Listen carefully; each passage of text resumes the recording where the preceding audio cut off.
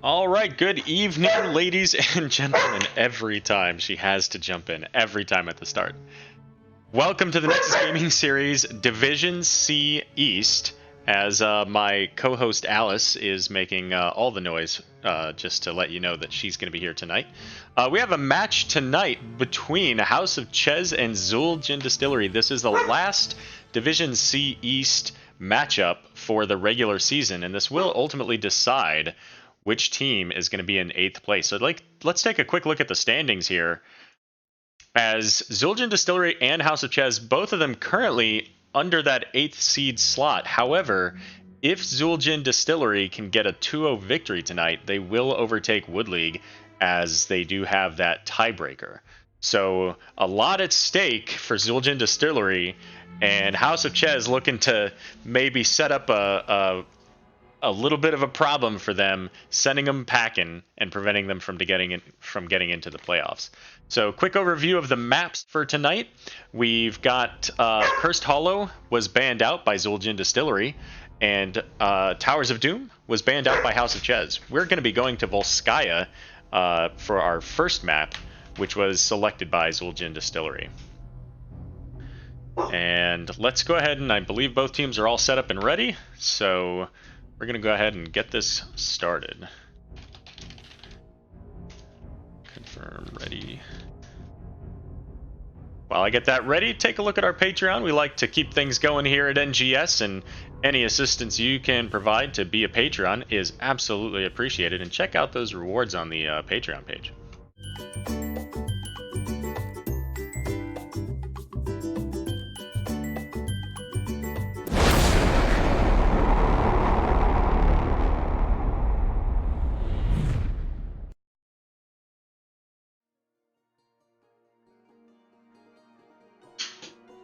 Excellent. I even had the music set up from my last match that was played here, so that makes life a little bit easier.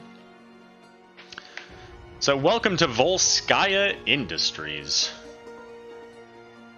the map where the control points last for a whole bunch of team fighting in the middle of the game, and then you wait around for a couple minutes.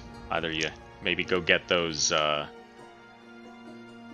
equipment camps, the support camps for that healing, or the item equipment, the fortification camps for the turrets. And right out of the gate, our first ban here is the Sylvanas. Sylvanas on this map can really help out to provide value to the Protector to shut down those forts and get an increase in push, and push down those structures very quickly. Followed up by the Oriole. If I remember correctly, it's been a while since we played House of Chez, a couple of weeks, but I believe that House of Chez really does enjoy that Oriole, one of their more played healers, and of course paired with a Vala or Gul'dan to provide as a battery for that healing.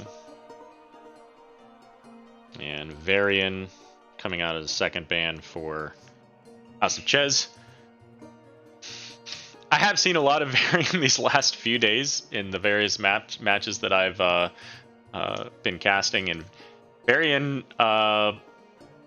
providing some value in the form of Colossus Smash with that armor reduction is able to help bring the Punishers down quickly, but he's also got to be really careful, because when he does that, he exposes himself to a root and potentially a combo. It looks like they are going to ban out that Gul'dan, so following up, that tells me that I was correct in my initial assumptions, and Gul'dan throwing out that corruption and Fell Flame onto these points does provide a lot of poke damage, and the control points are such a significant part of the game that poking them out ultimately can cause the team to be pulled back, depending on who they have as their healer, and put them in a position to potentially lose that control point if they are not cautious. So Nubarak, Lucio, and Ragnaros coming up while I was busy talking about random stuff. And Lucio, of course, being with that new rework, having the push off where he jumps off of the wall and slows the enemy hero for 75% of their movement speed by 1 second. They're just banning out Flash's hero pool, it looks like. And yes, Alice's photo is actually fairly recent. It's all of a couple of weeks old, I believe. So Vala's going to be the third ban. And Vala is, you know, they play the Vala, they play the Gul'dan, but, you know, Vala and to a lesser degree Gul'dan really shine best when you have a double tank to provide for that peel, that really solid front line. And I don't know that they'll go with that since they've got this Anub'arak and Ragnaros, so they might not have needed that ban. As we get now the Ana. And Ana being able to shut down that healing when and help to secure a kill with her not Bionic Grenade, her, well, whatever the grenade's full name is. And much like the poke out of Gul'dan, Li Ming brings some heavy hitter orbs on this map because, you know, there's limited space, and if she can land a really solid one, then she's going to be able to get those resets and just keep throwing orbs after orbs.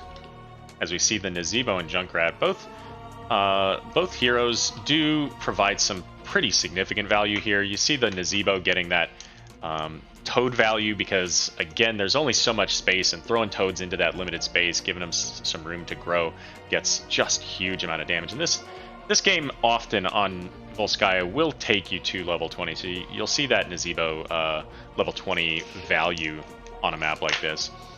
Final hero for Zul'jin Distillery going to be that Stukov. And I didn't mention it, but if I remember correctly, Imperius is very much a hero that Cowboy Kyle likes to run. In fact, I'll take a look because I have my details up here. Let's see, so scroll that down a little bit. It looks like maybe I'm completely out in left field on that one. The ones that he was running, it looks like, were primarily Arthas and Leoric. A little bit of Rexar in there, so fair enough. So this was, clearly I'm thinking about a different team, but that's okay. We are heading into game number 1 in this final game in Division C East. House of Chez against Zul'jin Distillery. Cheer them on in the chat. Let them know you were here for when they come back and watch this VOD later. And let them know that you're cheering them on. Red team or blue team, House of Chez or Zul'jin Distillery. And here we go. Let's go ahead and show off these teams. For Zul'jin Distillery, we've got Dewit on Johanna, the tank player. Cowboy Kyle, the solo lane with the Imperius. Li Ming's going to be played by Ankle Shot, that big fat DPS. Leda Star is going to do his absolute best to keep everybody live with the Stukov. And Bfresh going to play that Rainer and poke as much as he can. And for House of Chez, we've got Chez. We've got Mariners 005 playing the Nazebo, looking to spread his poison all over the place. Flash on the Junkrat, gonna try to displace everybody he can. Caribou on the Lucio. Death 1300s playing the Ragnaros, bringing the fire. And Chesmix rounding it out with a Anub'arak, bringing that beetle power to the table. Let's go ahead and pop up some talents here, level 1, as the teams elect to get a little bit of damage in at the beginning, and Imperius is getting that dive in with his Celestial Charge. If that's not what it's called, I'm going to call it that anyways. And we are getting this 4-man rotation up to top. The wave clear advantage, I think, ultimately goes over to House of Chez on this, as Dewit's getting chunked down pretty significantly here. And he did take Laws of Hope, so that's going to give him a bonus heal for himself instead of the reduced cooldown on the Iron Skin. And Nazebo already at 10 stacks of Toads, just building those stacks so quickly. Down here in the bot lane, Ragnaros with the Meteor build at 12 already, so we'll see how this turns out. Building these quest stacks early can provide a huge benefit to House of Chez, and there's no real quest stacks for Zul'jin Distillery, so for them it's just about clearing waves. And these camps now, the fortification camps have been up for a while, but hold up, Nazebo getting a whole bunch of damage between the Li Ming and Rainer and Johanna, but makes it out with just 30 health. And Rag down here in the bot lane, trying to play relatively careful, throw out those meteors to get those stacks going as soon as he possibly can, and that quest completion will give him more duration on the meteor, so a longer roll, I guess, and allows him to also redirect it. Zul'jin Distillery saying that's fine, you guys are getting your fortification camp, we want this support camp. And the support camps here provide a 40% healing and mana over 8 or 10 seconds or so. So it's really like having a second support for that period of time, or a second healer, I suppose, now that they're realigned on their categories. And Zul'jin Distillery does come down, get this turret camp, so they'll be all set up for when this first control point comes active in 25 seconds. We'll see if either team elects to go pick up their siege camp, which it looks like both teams are doing that. Dewitt's going to get pull in the Anub'arak, but he's an Anub'arak, he just bros away. Not a big deal to him. In this solo lane down here, Imperius is leading this very slightly. That it surprises me just a little bit, but I imagine Death is trying to keep his meteor specifically to get damage on Imperius and get those stacks. Level 4 talents were picked up here, so we do see the shield build coming out for Anub'arak, continuing into that meteor build, and Flash is going to take a bunch of damage there. He's down to about half health. The grenade quest coming out for Junkrat. We'll see how far he can get on that quest by the end of the game. And I believe, is that the shield for... No, that's next level. So the reduced cooldown on Soundwave. So we may actually see the shield coming up for Lucio. The siege camps in the top lane here, slightly favoring Zul'jin Distillery. We'll see how long that continues, as they do walk in on the point with their superior item control. And there goes Flash popping that concussion mine to get Cowboy Kyle knocked off the side. Fortunately, it was in the wrong direction to provide any value to them, but they've got plenty of time until this until this control point is actually going to turn in their favor. So they can clear up the top lane, they can get some XP in the bot lane, try to catch up with this level 7. And we will see a little bit of a change in Imperius' build here, getting the Flash of Anger. So little bit more damage when he hits with that, and a little bit of an AoE burst as opposed to like the cleave, for example. We will also see, oh, here comes Rag popping that Molten Core, pushing off the team of Zul'jin Distillery, and they'll come back in. They'll drop their turret. They don't want to lose this point, as there's just a few percent to go, and the turret's just about to go down. They will drop the biotic emitter. Silence going out right in that lane, as Caribou getting chunked down by the Li Ming, and there goes the orb, hits and takes out the bug. Good night. And Lucio has to go back, as he nearly went down as well. And this first protector going over to Zul'jin Distillery. I don't say that was a lucky shot. It wasn't.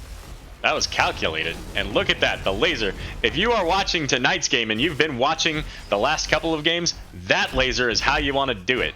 You don't want to throw that laser perpendicular and only get the wall. Hit those towers. Get the maximum benefit out of it. So well done to Li Ming on that one. Keep that going. It looks like we just had another one. Couldn't even see it. It was so perfectly aligned. Good job.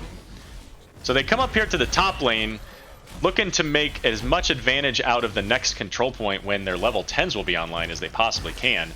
Reduce the effectiveness of the team by taking out their healing well and allowing them on the next protector, in theory, so much for that laser. But anyways, on the next protector, allowing them to push right into this fort if they can pick that up.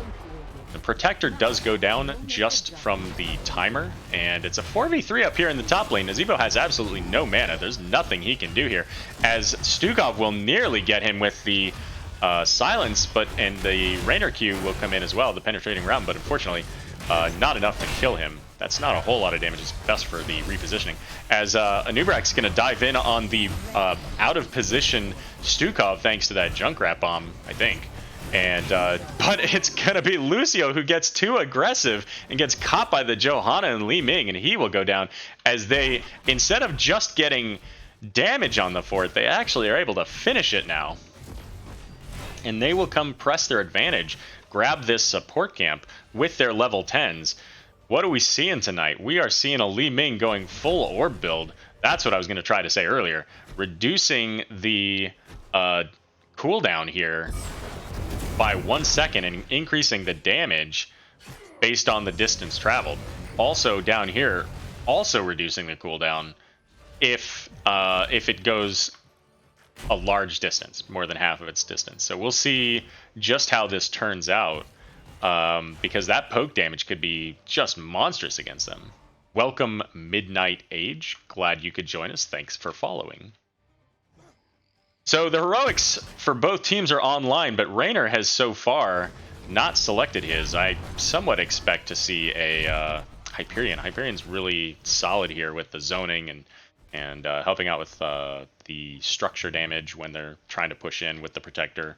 But we do see the Disintegrate, the Angelic Armaments coming out with that big shield, and of course the potential swords doing just crazy amounts of damage, like a level 16 Li Ming Mirror Ball. We do see the Blessed Shield, and it is going to be Raynor's Raider for that consistent sustained damage. And of course the Massive Shove coming out of Stukov.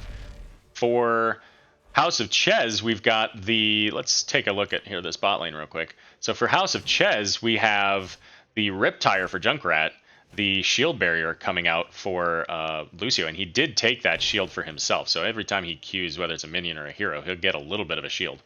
The Ravenous Spirit coming up for the Nazebo, so he's going to have to be really careful about his positioning. The Cocoon for Anubrak, and the Lava Wave for Ragnaros. And if you've been watching the Nexus Edge, you'll know that the Ragnaros Lava Wave coming up with a Molten Core can be an absolute monster to deal with. Cowboy Kyle caught out of position with all 5 members of House of Chez coming into that party. They will body block him and say, "Not today, my friend."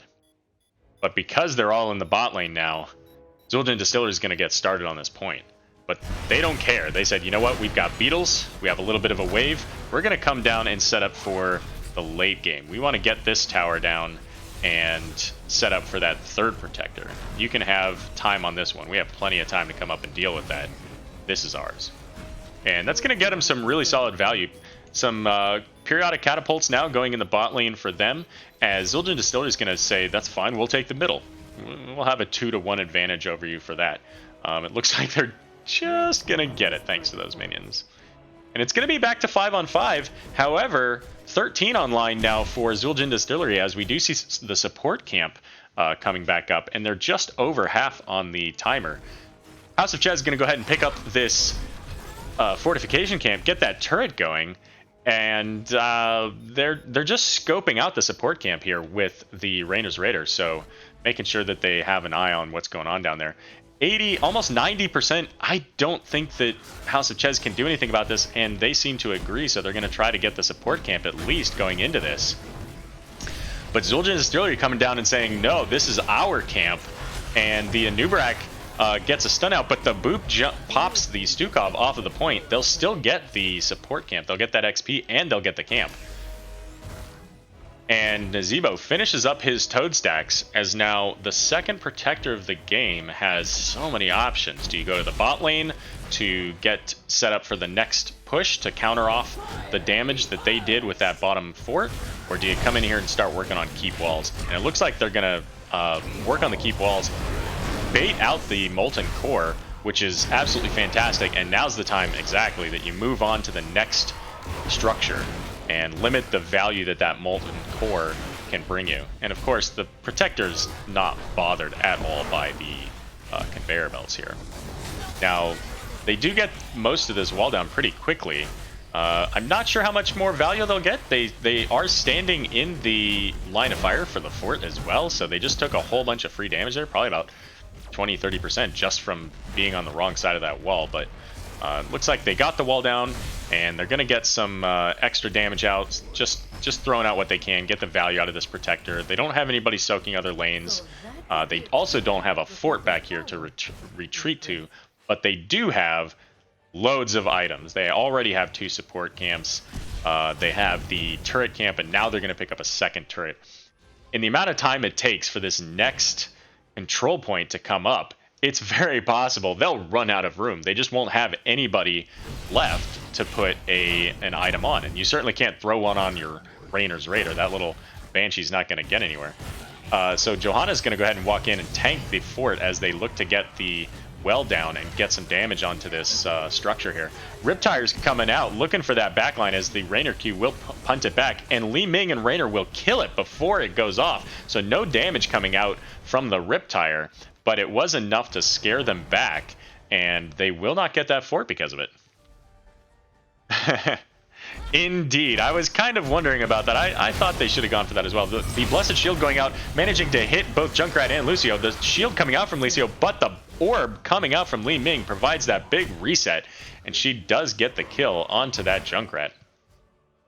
That was a prime Blessed Shield from DeWitt, making sure to lock down both the healer and the squishy Junkrat, and now this bottom fortification, as well as likely this bottom fort, will go down. They just gotta wait for this line of fire to clean up all the minions, and that's okay, because they can come in and tank the 1 or 2 shots that it takes for Rainer and Li Ming to finish that job. So I agree with you, Valk. I think that the better thing for them to do from that top lane was not necessarily to spend 30 seconds walking down to the bot, you know, getting the wall in mid. The mid, you know, your next protector's bot lane anyway, so, you know, the mid wall is of less value. So I think that's what they should have done, but that's not what they did do, so here we go. We do see the glass cannon, and in a little bit of a surprise, perhaps, Li Ming going into Mirror Ball instead of the upgraded orb at 16. Now, Mirror Ball, I think, is the right call in general, but she also didn't take the other talents to go with it. So I would have thought she would have taken that upgraded orb, but that's okay. You do you. You guys are a little bit ahead in this match, so whatever works for you, my friend. Now, we do see out of Lucio here the up the frequency, so that means that every time he auto attacks a hero, it's going to reduce the cooldown on his amp it up. That's more healing, that's more movement speed, and you can keep that up all the time. It also increases his auto attack range. You can see that blue circle around him. That's because that's his new auto attack range. I don't know that the enemy team can see that or not, but that's the range that he can help to reduce that cooldown. And they're going to need it. The burst out of Li Ming, the sustain out of Rainer have been enough to keep them at bay, and they just get so much value out of these structures. And look at this. Look at this. I want to remind you, we have DeWitt with a heal camp. We have B-Fresh with a fortification camp. Ankle Shot, fortification camp. Let Star, support camp. And Cowboy Kyle had to come down here and drop his fortification camp, the turret, just so he can come back and pick this one up. They have all the item control in the world right now. And right now, House of Chez coming up here to get yet another off-lane fort, but they don't... I don't know that they have enough time now even to get down there. And Zul'jin Distillery knows this. They're going to come down here and start working on this bottom wall so that when they get this protector, they can go ahead and just walk right into this keep. Now, that lava wave will help to push them back a little bit, so there'll still be a little bit of a structure there to deal with, but not enough. What is Li Ming doing? She wanted to come up and give him a hug, teleport out to keep from getting caught by the Anubrak charge. That was a questionable moment, but okay. Imperius and Li Ming set up here in the protector, giving it that bonus damage thanks to having both the pilot and the gunner and the 10 armor. And here comes the Ragnaros Molten Core to defend against the protector. Protector's already at almost 80% health just from the poke damage, and all it got was that one turret. Rag's still in range here as the Junkrat bomb will knock away a couple of Zul'jin Distillery here. Looking for that root and laser combo. Are we gonna get it here? There's the root, no laser to follow up. Riptire coming in, gets booped back, but this time he learned and he manages to get the damage out. Brings Rainer down to about half, but he's got that adrenaline rush and keeps him going in the fight. The protector does go down, but now you've got everybody else still with those items as the Wailing Spirit, Ravenous Spirit, will come out from Nazebo and keep pushing, but it doesn't do too much damage as long as you're not getting pressure from anything else, which unfortunately they didn't really, well, not unfortunately. Fortunately for them, unfortunately for the Nazeebo, they didn't have that pressure to follow up, but they do have a wave coming in here. There's a little bit of a turret left as well for House of Chez, so there's a little bit of a fight that could be coming out of this. As 5 versus 5, they want to finish this keep off and get that constant catapult pressure. However, they're so close to 20. Play patient. Just wait. Get your level 20s. You don't need to take this fight. Get 20, come back in 30 seconds, and then take the fight. And it looks like that's what they're electing to do. Somebody on that team said, you know what, we're not doing this right now, and if we wipe, they can walk up and take one of our keeps. That probably isn't game for them, but it definitely sets them up with a win condition. And here we go. We've got a level 20 coming up just around the corner in the trickle XP. As they do get it and they get scouted out in that bush, they get a little bit impatient and going. There goes the Blessed Shield hitting all kinds of people with the upgraded Blessed Shield to hitting 5 people. And Li Ming will just obliterate the Junkrat. They'll pop that biotic emitter to bring everybody up. And level 20 is now coming out for House of Chez as well. Zul'jin Distillery will get this camp to put a little bit of pressure up top lane, but they don't have any minions. That lava wave just came through. And here comes a second lava wave right into the middle of them. It looks like they'll all just barely make it out of there, but they will get that keep down. And now, in a 5 versus 4, they have to make a call. Do they want to get further structure damage? Are they going to go for camps? It looks like they're going to come back here, grab this support camp at the very least. So the rest of these, we do see the slow disintegrate. What's that even called? Temporal flux. Yeah. You've got the upgraded angelic armaments, which provides that shield to the rest of the team, and also the additional damage thrown out a sword when the shield expires. The upgraded blessed shield, as we just saw, hits an additional couple of targets, so that's up to 5 people. The orb going out and just bringing Lucio down heavy.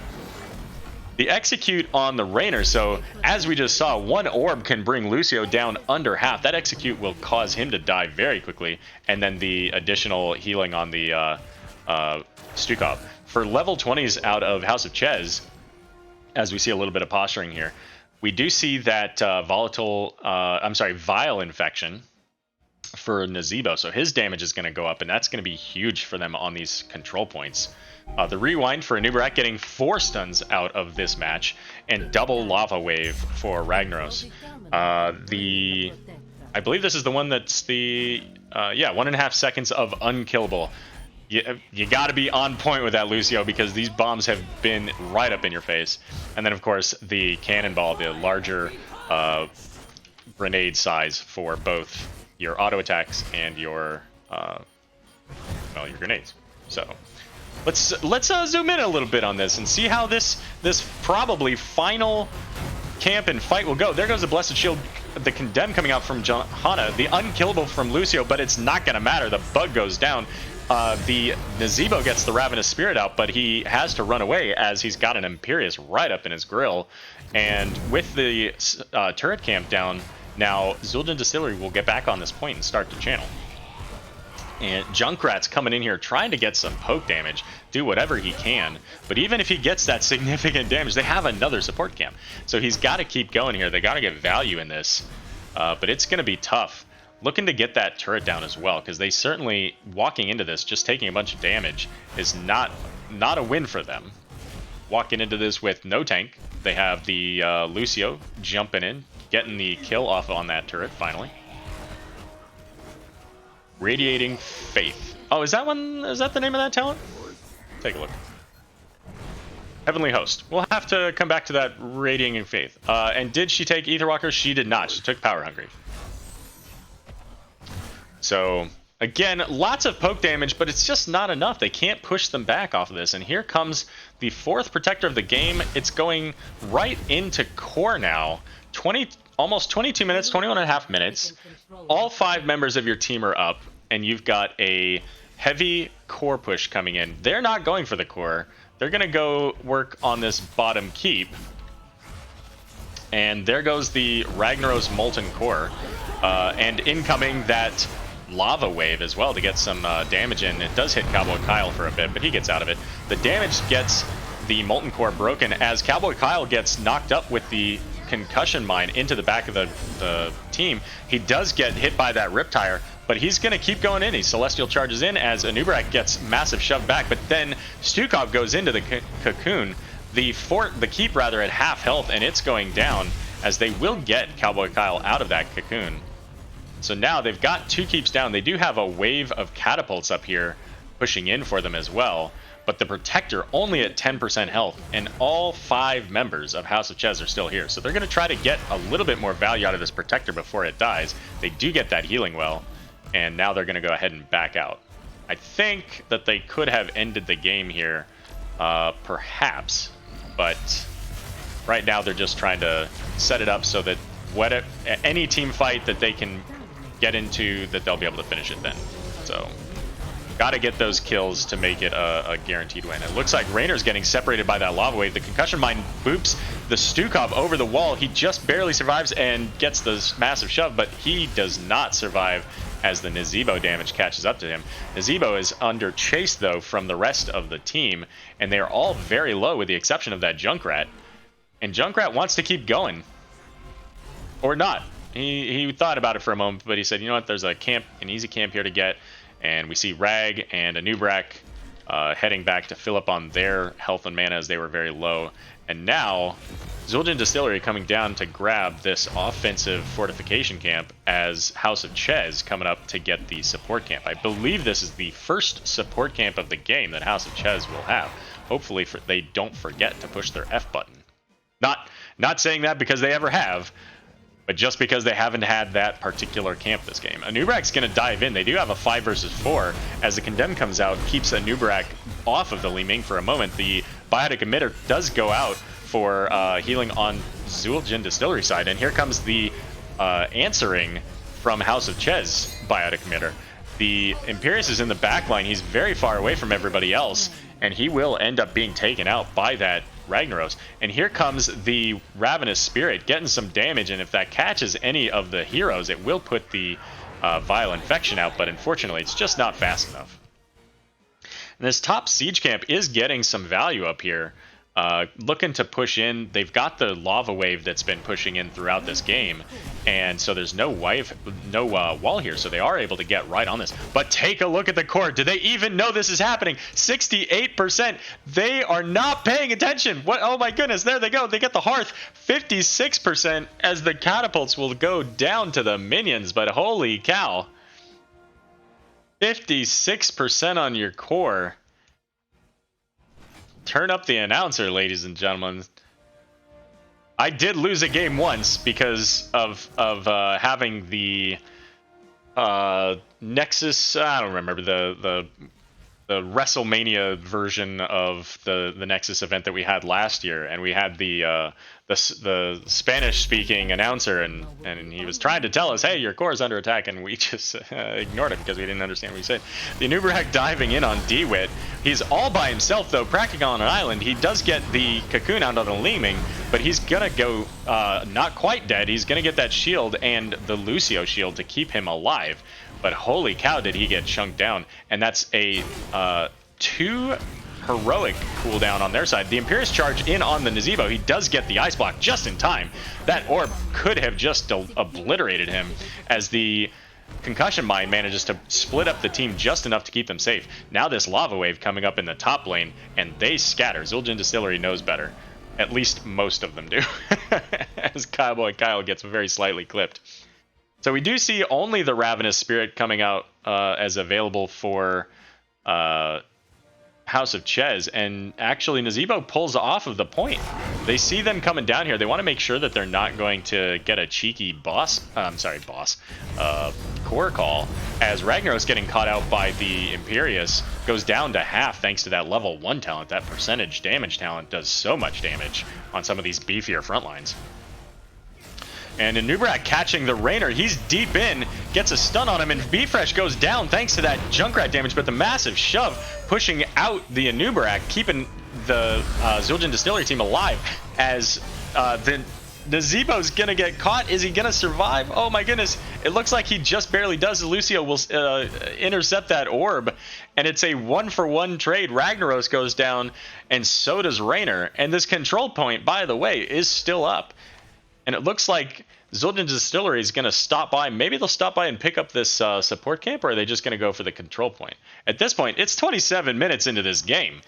Get the control point and win the game. Let Johanna and Stukov and Li Ming deal with the support camp, but be careful because here comes House of Chez. You now see them coming into this, and here comes the invade. And Nubrak's going to dive in, hits both with 2 stuns in a row. The Johanna goes into the cocoon, but she gets melted out by the disintegrate. The shield coming out from Lucio and the Ravenous Spirit going all over the place and getting so much value. As they'll now finish that camp, they will get the support camp. And nobody died, although it was very close. And here comes Zul'jin Distillery having to back away because they just don't have the health to stay in this fight right now. And we do see now House of Chez managing to get up here, and Junkrat setting up his mines and his traps to keep vision and zoning potential on this top control point. And Nazebo's going to go ahead and get his poke damage, but Raynor's getting him down to about half there. And what looks like, oh my goodness, look at that damage on the Li Ming. All of the toads in her face, even with Stukov's big, huge D. Pardon the statement, she still doesn't survive. Nubrak diving into the back lane and he gets shoved away. Zul'jin Distillery has to pull back on this. That was so much damage, and that's what happens, ladies and gentlemen, when you take glass cannon on Li Ming and you can't avoid the toads coming out of Nazebo. That vile infection giving him just so much additional damage, and the toads of hugeness up to 100% additional damage, and she was right at the end of that. She took just toads all over the face, toads to the face, and House of Chez saying, we've got a 30-minute protector. We're going to get this top lane done and push down. But Zul'jin Distillery coming back. They know that this is probably their only chance to finish the game, is to come in here, get this core call, and they don't have any minions to help them. Stukov gets put into a cocoon, and it's essentially a 3 versus 2 as they're trying to push damage on this. There's the 3v3. There's the Nazebo. 35, 30%. Dewick goes down. The Imperius goes down 20, 17, 13. Oh, they're so close. Can they do it? 7, 4, and they die. They wiped at the core, 4%. And the Protector is going to finish the game. 40, 30, 25. And this game is over. House of Chez pulling out the big win.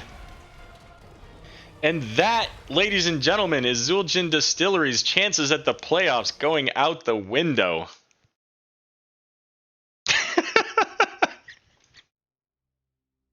So, chat is just catching up at that. Sorry. Oh, man. Oh, it's been a fun time.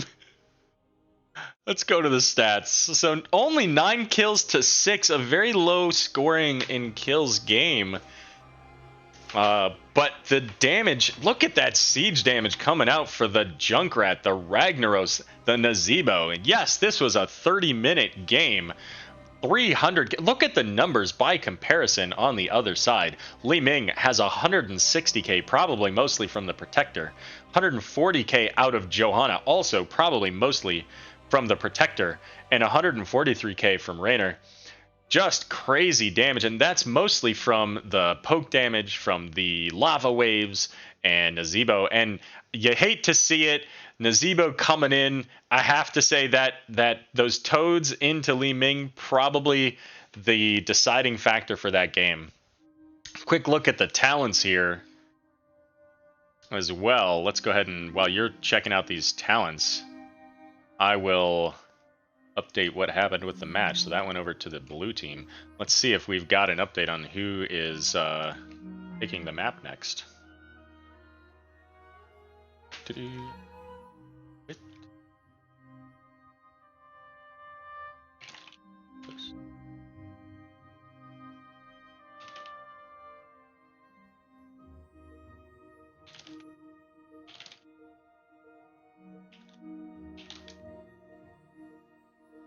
All right. Let's go ahead and go back to the quick live screen at the beginning here as we wait to hear back as to first map or first ban or what we're going to do. A couple of other matches going on tonight that will determine Division D and both actually D East and D West. The final setup for them as to who will be in that 8th place seed as well for those teams, those divisions. So make sure to check those out, and we'll be back in a moment.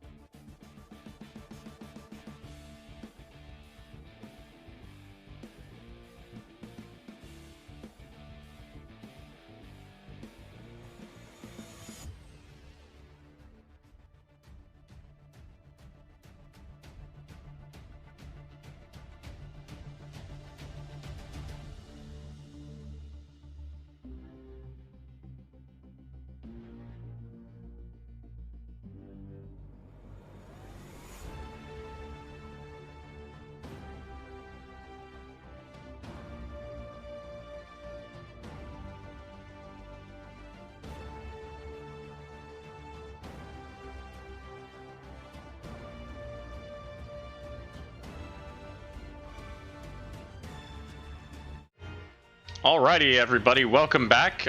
So if you just tuned in, House of Chez just got one map win over Zul'jin Distillery, and that puts Wood League in the 8th slot for the playoff seeding. So congratulations to Wood League. Just a quick look at the maps here. Our next map is going to be Tomb of the Spider Queen. That was selected by House of Chez. And you know what? Actually, I don't remember the name of that talent, but I'll see if I can look it up for you here real quick. As it looks like everybody's pretty well set. I gotta set this up to a tournament draft.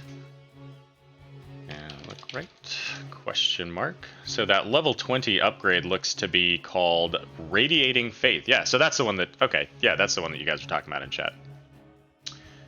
Alrighty then, so we've got two ready checks, I believe, here. So let's make sure we got all that. And a quick look at the standings again here, just to put that up. So now with that point, House of Chez goes up to 12, but it means that Zul'jin Distillery can no longer catch up to Wood League, so they are in the playoffs. So congratulations again. Let's go ahead and get things started. Ready both. Ready you are. And we'll here, have a quick commercial about our NGS Patreon while I get this game started.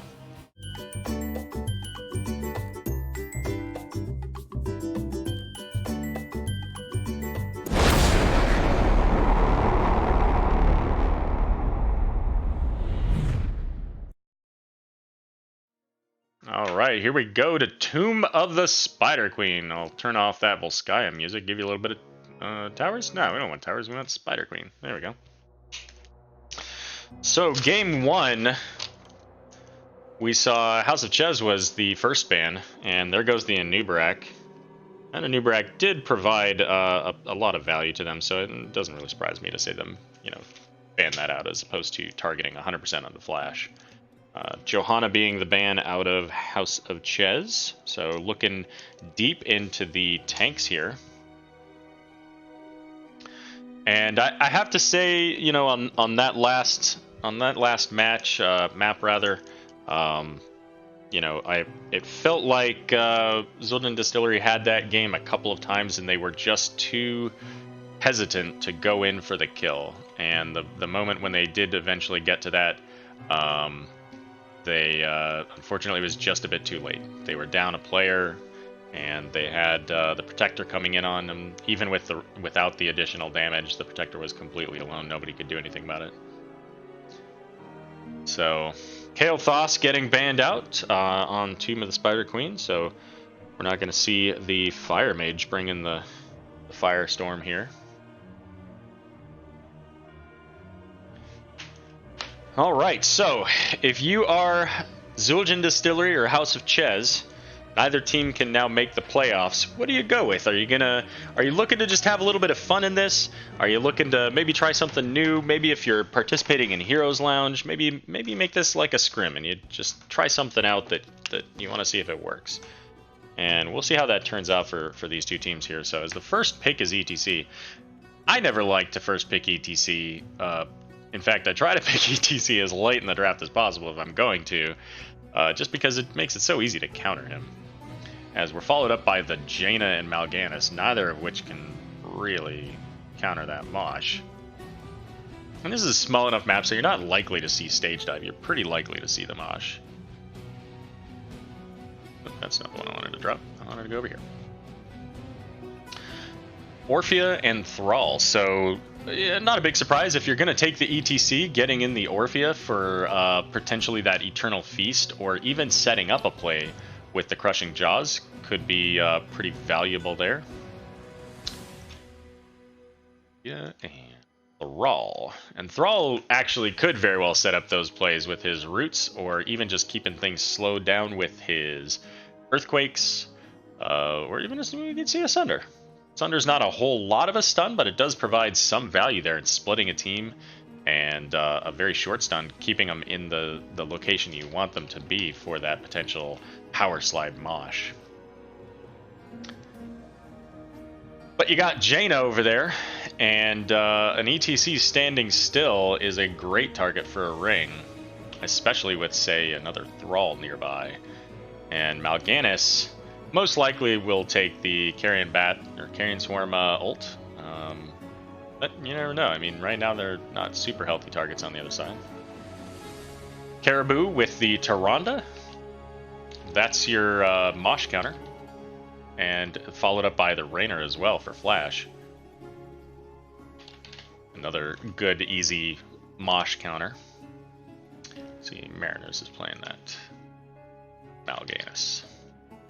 Bans, by the way, we got the Stukov coming out, and Stukov again was pretty handy in those team fights, but just not quite enough at the end. And the Blaze, they don't want to see that charge stun coming in from him. There you go. So you've got the Leoric now. So I mentioned that Cowboy Kyle does like that Leoric, and Lead Aster is going to go ahead and get on the Uther. That'll give you that Divine Mosh, or even just a Hand of Protection Mosh to help to keep DeWitt playing that funky music.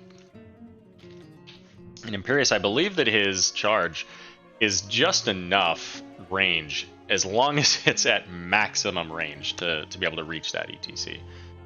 So a few Mosh counters, you know, a pretty decent front line there. You got some healing, self-healing out of Mal'Ganis, some self-healing and burst damage out of that Imperius, the Rainer Boop, the Tyrande stun. I mean, this could be a pretty scary comp on behalf of House of Chez. But don't count out Zul'jin Distillery yet. They overall played very well in that last game, and this comp does have its own significant CC in the Uther stun, the ETC stun, the Thrall Roots, the Leoric Entombs, and whatever Orphea goes into is going to just be a hefty amount of damage if she looks for that, if she gets that opportunity. So game number 2, going to Tomb of the Spider Queen. Let's start with the red team, Zul'jin Distillery here. We've got DeWitt playing the ETC, B-Fresh gonna be on the Thrall, Lead Aster is going to be on Uther, Ankle Shot on the Orphea, and Cowboy Kyle ripping that Leoric as the Leoric sprays and the Zul'jin sprays coming out all over the place. For House of Chez, we've got Flash going to be playing that Rainer, Chesmix on the Jaina, Caribou is on the Tyrande, Mariners 005 is going to be playing the Mal'Ganis, and I forgot somebody, where is he? Death 1300 is going to be on the Imperius. Let's go ahead and zoom out and watch these teams as the big taunt coming out of DeWitt. And right out of the gate, so we do have a whole bunch of quest talents here. We got the Prog Rock and the Echo of the Elements hammer for Uther as the power slide coming in, hitting both of the front line for House of Chez, but they're going to go ahead and put a lot of those people to sleep. So a lot of damage onto the House of Chez, but they're just healing that right back up. So we do see, of course, Jaina being the stacking talent on the other side. So this is a little bit different. Last game it was all the quests on the left. Now they're all on the right. And it looks like ETC is going to power slide in, try to do something, but he's just going to get caught by that stun from Mal'Ganis, and he's got to back away a little bit there. Mal'Ganis diving in on those towers, gets stunned and chomped right into the ground. We have first blood as now the Zul'jin Distillery spray is coming out. They said, you know what, this is the end of the season. We got to get our spray stats up. We're done. Let's do it. Down in bot lane, Cowboy Kyle and Death having a little bit of a struggle between the two of them. It looks like Imperius, the current loser of that fight, but he's not out of it yet. Oh my goodness, in the middle, Orphea manages to finish up Tyrande as well. I wish I would have caught the fight before that, but I was just so fascinated by Leo and Imperius. Jaina coming up top here to clean up this top lane as we do get a little bit of poke out of the mid. And on Tomb of the Spider Queen, you don't tend to see a whole lot of camps being taken because there's just, you got to keep on top of these gems. Power slide in on toward the Jaina, but just barely misses her. And she'll throw out a Frostbolt in return. Working on that level 1 Fingers of Frost, is that what it's called? Frostbite, sorry. Fingers of Frost is the quest. Alright, so 11 gems turned in for House of Chez. They got that started. As now little bit of a shark here in the middle. DeWitt trying to anchor for his team and see if he can catch anybody out. Level 4 picked up for both teams. And Jaina will drop that Blizzard out. Doesn't get anything on the wave, so the wave's going to be a little bit delayed on getting killed. The sleep coming out of Mal'Ganis. And no real targets getting anything going on there. Once again, the stun to Mal'Ganis, trying to keep him locked down to get as much damage, but there's no tower to finish him on this one. So 2 kills to 0 so far in favor of Zul'jin Distillery. They're trying to make this statement, and they want to make it with a big fat exclamation mark here. After that last game, Uther deep in there does get caught by the sleep, but then he turns around and stuns him. Again, there's no follow-up to finish that that CC. Level 4 talents posted there for you. Take a look at him.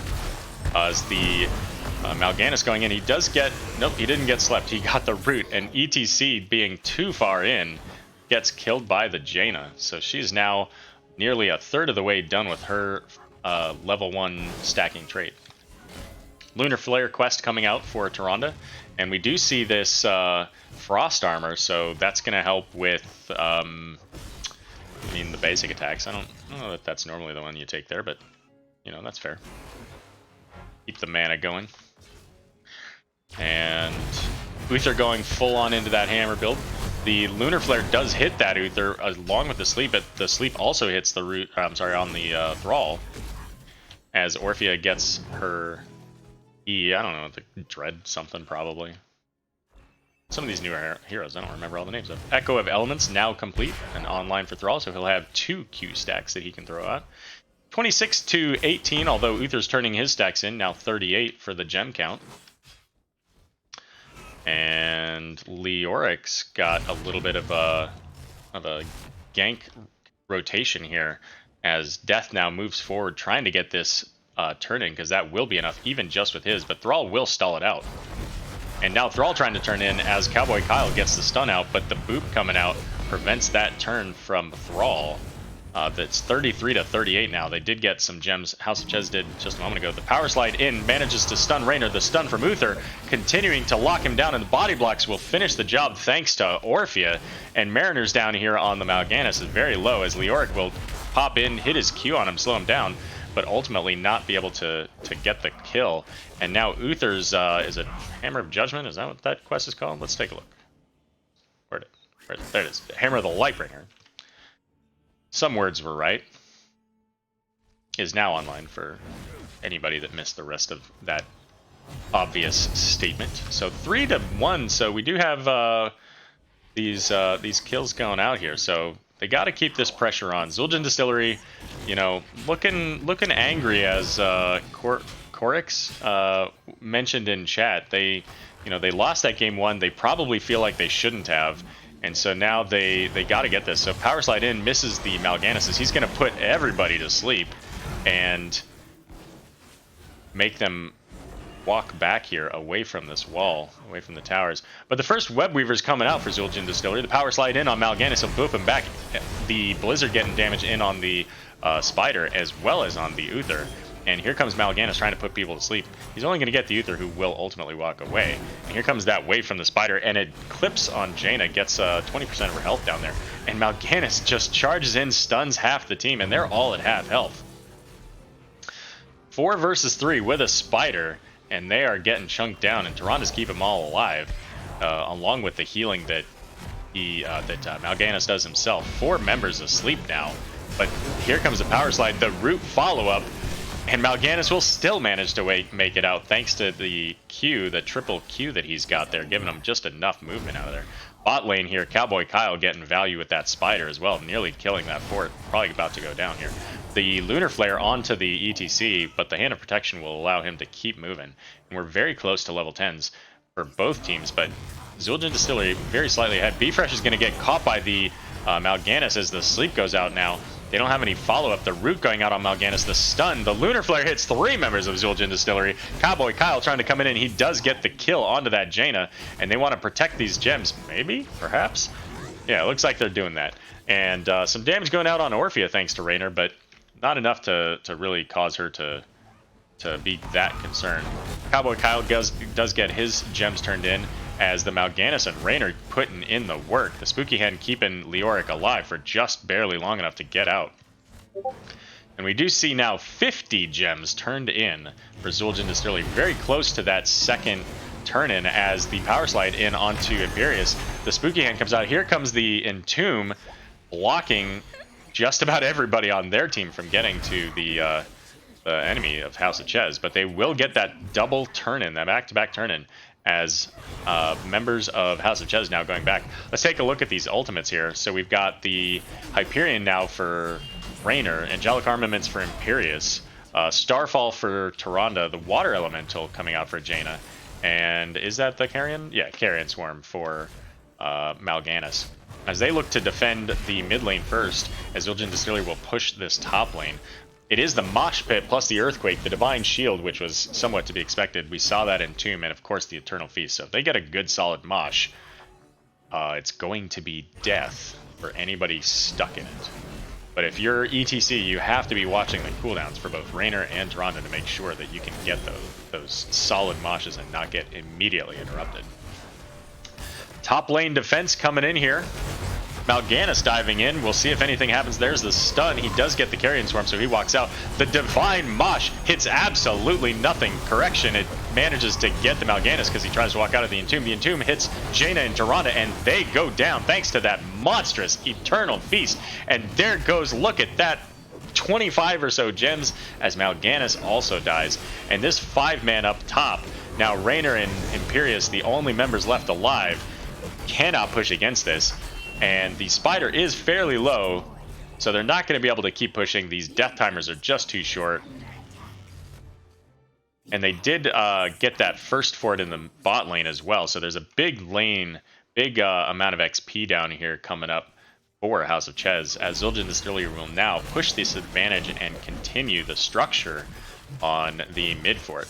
Imperius is looking to get his gems turned in, try to get some counter pressure here just to push these lanes back. Lunar Flare hits that Thrall, but nobody there to really follow up and get anywhere. So once again, Zul'jin Distillery looking to make this happen.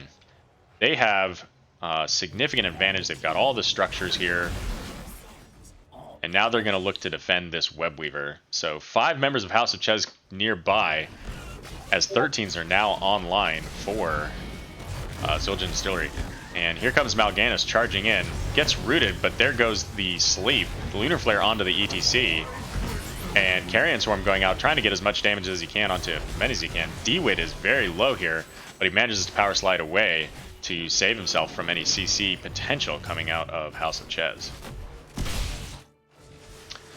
And now that the mid lane is clear, they're going to go ahead and come up here in the top lane. The top lane being the boss lane. Want to keep as much structure as you can up top there.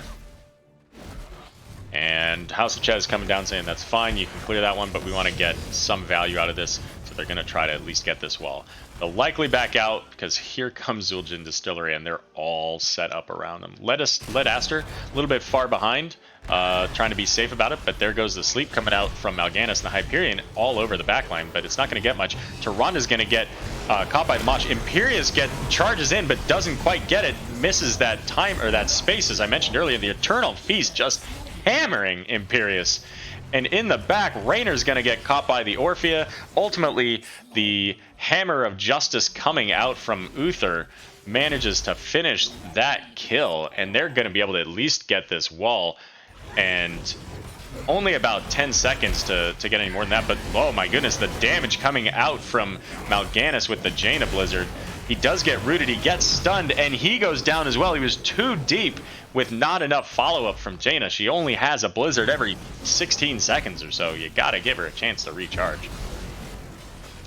The Blizzard landing on half of the team, just chunking him down. This is an Uther. He doesn't have the ability to heal the whole team up to full, so you gotta back out at this point. The Entomb blocking off the escape route there so that they were able to disengage, but now Uther is in trouble as they continue to follow. The Leoric trying to slow him down. Lunar Flare does catch the Uther, the Starfall slowing him down, and it's only a matter of time. ETC is trying to slow him down as well with his power slide, and Jaina just trying to keep on top of it, keep those slows going. And now Thrall being chased down by Imperius. He doesn't have his charge yet. He just tried to use it, but the Mal'Ganis does, and he gets a stun, and here goes Thrall back to the graveyard. The Carrion Swarm coming out, it's not really going to do a lot of value. You're all by yourself. You got to be careful there. You got 4 people, and now, once again, House of Chez has catapults on the core, bringing down structure damage. Permanent damage on the core. It's only 9%, but in that last game, that 9% would have made the difference. So you've got to be mindful of that. Turn off that Nexorama announcer and pay attention. Pardon me while I have a brief moment of water. Tyrande Owl scouting out the middle of the lane. Kind of surprised that Zildjian Distillery didn't say, hey, we know you're down there and we see Raynor top, we're going to come down. Look at that. They made that decision. So here they come, trying to get in on this 5v4. The Mosh going out, but the Lunar Flare interrupts. The Entomb manages to catch 2, but it looked like one of them got booped out. The Ice Block preventing her from taking damage, but the Eternal Feast just keeps going on her. Look at that. Death on Imperius just taking so much damage from the Feast. The Lunar Flare going out trying to hit anybody it can to keep him alive. Caribou trying to now run the opposite direction because the whole team of Zildjian Distillery just ignored her. If Orphe is going to try to chase her down, as Thrall's going to get the root on 2, finishes the job on the Jaina, and now trying to get in on Mal'Ganis. If they get this kill, it's the end of the game, but Mal'Ganis is going to heal himself up a little bit. Orphea did manage to kill off that Tyrande in the back as well. So now they're in a much better place. They've got 15 seconds for Imperius, 20, 25 for their big damage coming out of the Jaina and the Tyrande healing. So at the moment, this is at best going to be the keep, but they have no wave. And DeWitt taking as much as he can, but he has no mana left. Hyperion coming out. I don't know that that was necessary. I think they were coming back anyways. That's a 100-second cooldown that won't be available now, as they're now going to take this aggressive mid-camp with that spell shield as well. And basically, just looking to back out. They don't want to push that. They don't have ETC. Orphea's back over here. There are no camps left on the map other than this boss camp. And Tyrande says, hey, wait a minute. We don't see them. Where could they be? Got to check those boss camps when you're behind. You're down a level, a talent tier advantage. And what do you do to get back into this game? They have 33 out of 55 gems. A boss Webweaver, a high-level boss Webweaver combo could certainly get them, if not all the way to keep, maybe even to core, if they can get some damage in this top lane. Man, the Auric watching them come in now. I don't know if they saw him or not, but they paused there for just a moment. Now they're heading down toward the bot, trying to find the enemy team. Now they see him on the minimap. They see him all top, so of course they've got to head up here, because if they don't, they could take that boss. And the bush stand, as DeWitt's going to lead the charge. He sees that they're fairly split. He's looking for some kind of a charge stun here. Maybe a good mosh if he can get it. There he goes. Tyrande's deep back there. She's going to miss thanks to that divine mosh. The ice block onto Jaina, but she's still in the Eternal Feast. The Starfall goes out, and it is dropping damage with that Hyperion onto the Uther. Cowboy Kyle on the Leoric goes down in the back, and there goes ETC. He's very low, and he will get finished by the Raynor. Is now ankle shot on the Orphea, trying to get away. Led Aster up. He's got a Water Elemental just bringing him down, and he will also go down. But now Mal'Ganis, by the way, Imperius finished off the Orphan. Mal'Ganis has to try to back out. He puts the Thrall to sleep, and Thrall trying to throw out that Chain Lightning, and here they go. They're trying to get to this boss and get whatever structure damage they can out of this now. This was a potential win condition for Zildjian Distillery, but they're gonna turn in first.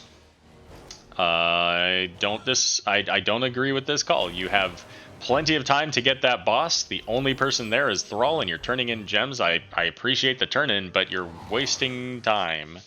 And now you can't get the boss because now Leoric's up. I don't know about that call. You didn't have enough gems to turn in. You should have just held on to them, killed the boss, turned in afterwards. You would have had enough gems by that point, even just on the map. And then you get that big solid push that I was just describing that could have potentially gotten you a fort and maybe even the keep. Eliminated that top lane pressure.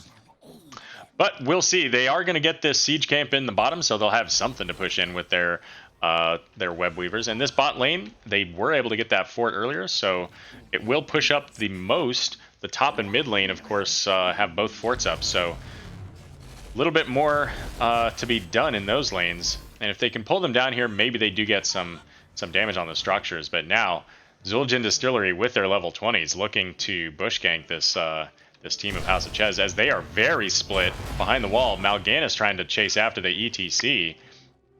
All 5 of House of Chez right in the middle of all 5 of Zul'jin Distillery. The blind is a bat coming out from Mariners, trying to just keep things going. He gets stunned out of the Carrion Swarm, and the sleep as well, as ETC power slides over it. And now, that's a terrible scenario to be in if you are House of Chez. Your tank goes down, and now you're not going to get the value out of this web weaver that you could have had. So now they're going to head top lane, get whatever they can out of it.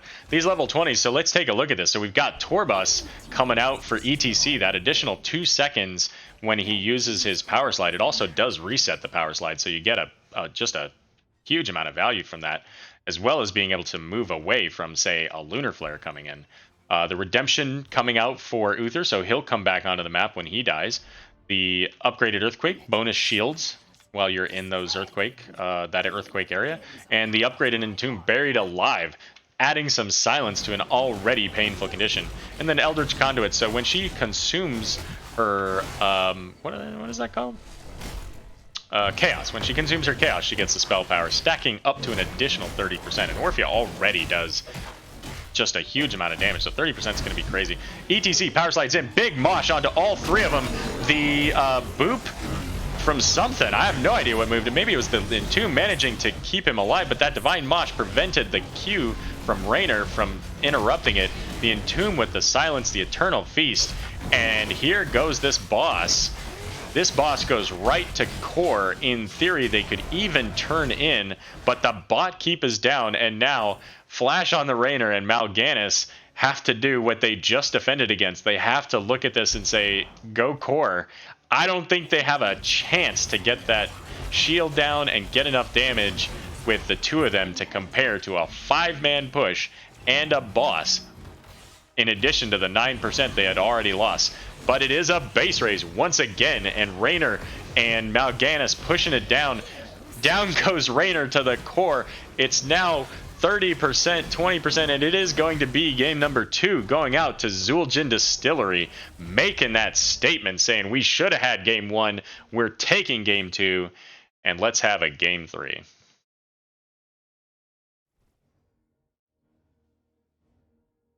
Alrighty, stats a little bit more heavily in favor of Zul'jin Distillery on this game, 20 kills to 7. They had a little bit more damage, obviously, coming out of their team as well with that Orphea. That Divine Mosh, or as Regen Blue calls it, the Holy Cow, contributing so much value, especially that 3-man Mosh at the end. You gotta check those bushes, folks. Those final talents here, we did see the upgraded Starfall, Celestial Wrath. I don't even know what that does. Hunter's Mark to enemy heroes, so additional damage. The Angelic Armaments upgrade, the Heavenly Host, gives them a shield and that extra sword. Execute again for Raynor, and the Vanquish the Weak, so the additional damage on those basic attacks and Fellclaws.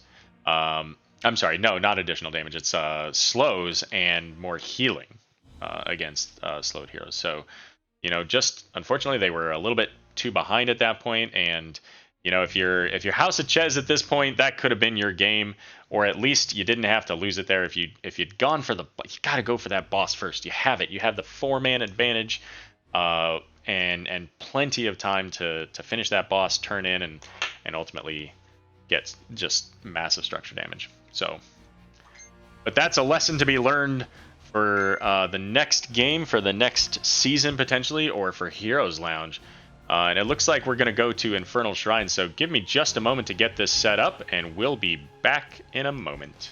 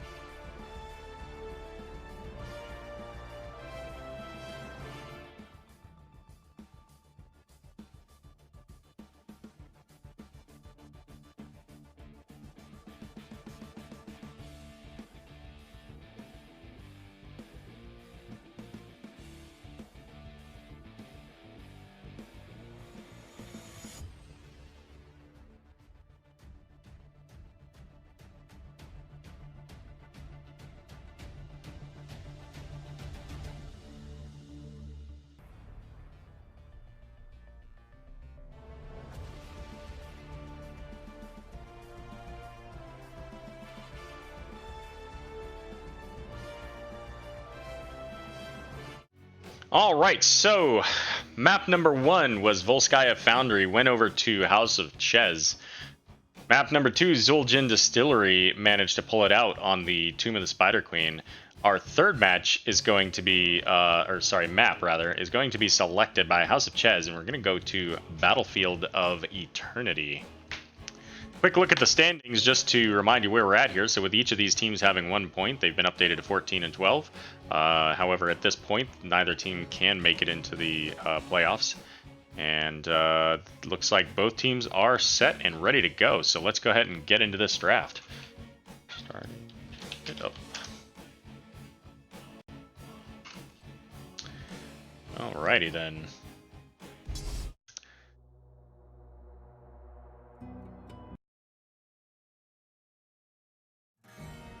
Battlefield of Eternity. So, Zul'jin Distillery came in on that game and had a statement to make. They were not just playing for practice, they wanted to win. They want to win this match. They want to show that they can do that. And they did. They made this solid plays with the ETC Orphea Leoric. Throwing in a little bit of Thrall and Uther CC with that Divine Mosh going on. And BOE here being the objectives are so are so valuable. You see some bands that maybe are a little bit different than you might see on other maps. Artanis being one of those big ones here. Because that amateur opponent putting out so much damage onto the Immortals, and these Immortals are beefy and provide a lot of structure potential damage, so no big surprise that we're seeing Artanis. The Anub'arak ban, again, also, you know, that was banned out last game. Anub'arak's just such a menace to have to deal with, so no big surprise there. Diablo as well, pretty strong tank in general, and on Battlefield of Eternity there are just so many walls to knock people into that he can really provide significant value. Greymane being banned out again. This is another one of those maps where Greymane can provide just a sit on the Immortal, do tons of damage scenario. And they are going to start off with the Vala, ultimately pulling that away from House of Chez because they do like that Vala, Gul'dan, Oriole like setup. So we'll see what happens with the rest of this as Li Ming comes in with Johanna on the side of House of Chez. Now maybe we see, maybe we do see an Ether Walker here, keeping that mana up, giving that free teleport, but ultimately also providing that bonus 10% damage. Oh, they changed people on me. Darn it. So let's see who changed out. So I got Chez, I got Flash, Caribou, Mariners. Mariners is out, so good thing I caught that one. That would have been embarrassing. Thrall and ECC coming out. This looks suspiciously familiar. So if you are House of Chez here, do you ban out that Uther? Because that Uther made a huge difference with that ETC. And if ETC doesn't have that Divine Shield, there you go. I do have this on a 60-second delay, right?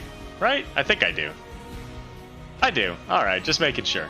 Making sure. They're thinking the same thing that I'm thinking. They're picking up what I'm putting down. Make sure that Zul'jin Distillery didn't change anybody here. We do have Bloodaster, DeWitt, Ankle Shot, Cowboy Kyle, and B-Fresh. So it looks like we're all set there. And the Imperious being banned out.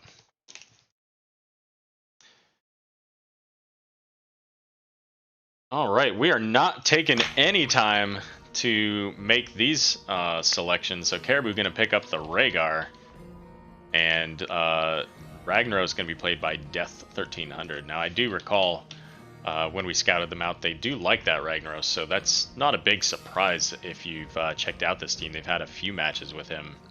I don't know that this is his best map, but I guess it can provide some defensive value. And the Lily and Zarya.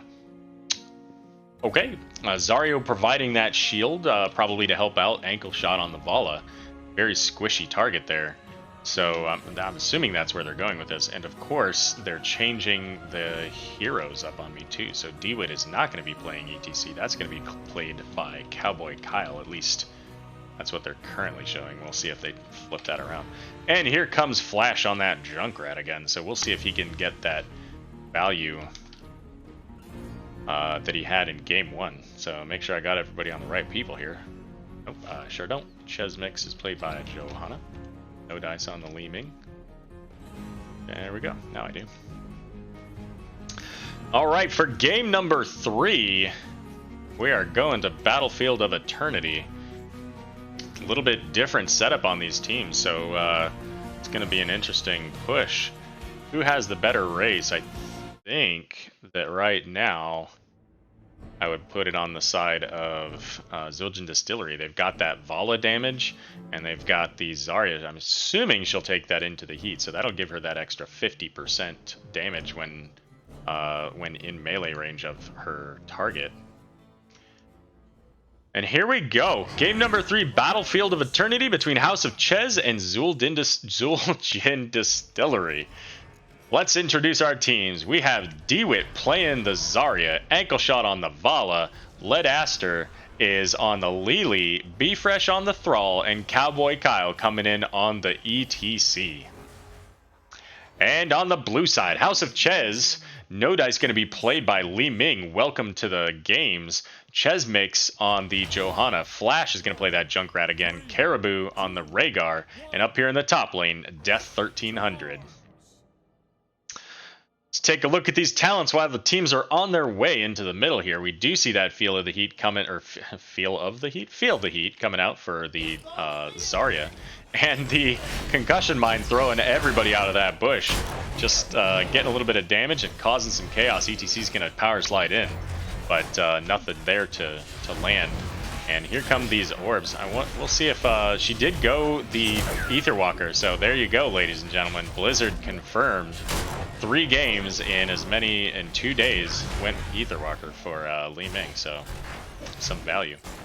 The ETC getting chunked up by the Junkrat grenades there. And we do see some familiar talents. Prog Rock for ETC, the Echo of the Elements for the Thrall. And Lili going into that Water Dragon build. And here comes a Power Slide in onto the Johanna, and she will go ahead and pop Iron Skin to get out the Li Ming orb, chunking down Cowboy Kyle. And of course, we do see the Monster Hunter coming out for Vala, because they need that race. And a big hit onto Vala. She doesn't have much of a health pool, so it doesn't take much to do that, but Lili, very low on mana, can only heal 1 target at a time. And it's going to be either her or Vala, so they both elect to go back to the well. And another Concussion Mine throwing DeWitt out. The Power Slide in manages to hit Johanna, but she has Johanna things, allowing her to Iron Skin her way out. She gets blinded by the Lili. On House of Chez, we see the Laws of Hope for that additional healing, and the Aether Walker, as mentioned earlier, the Meteor build coming out for Ragnaros. And is that, put some English on it, yep. Additional range for the Junkrat. And House of Chez is going to go ahead and head up, start working on their camp, as the Immortals are going to be joining us in about 30 seconds.